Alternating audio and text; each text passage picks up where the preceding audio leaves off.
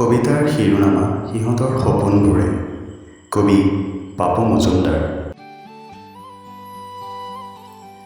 চহৰৰ পৰা কিছু দূৰত এখন গাঁও, যদিহে সেউজৰ পথ, স্নিগ্ধ শান্তিৰ পৰিৱেশ বৰ মনোৰম। শ্ৰেণীৰ শিক্ষকে পঢ়াইছে জীৱনৰ পাঠ।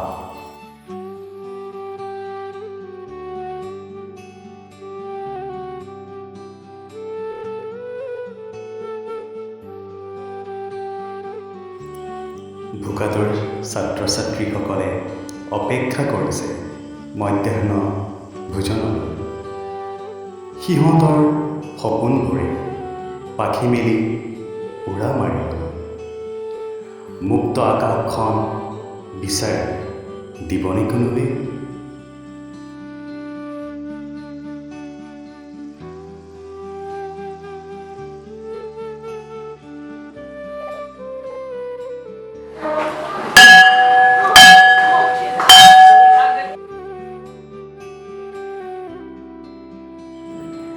সৰল চকু অভাৱী জীৱনক লৈ সিহঁত হয়তো উদাসীন।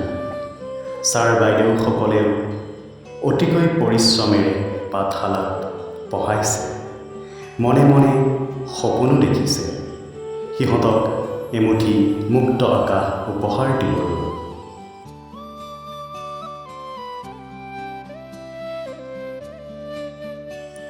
শিক্ষাৰ অস্ত্ৰৰে সিহঁতে সপোনবোৰক পূৰণ কৰক। এয়াই যেন মাক বাপেকৰ চকুত জিলিকি থকা সপোনৰ ৰূপকথা, যাৰ মূল চৰিত্ৰ এই নিষ্পাপ শিশুসকল।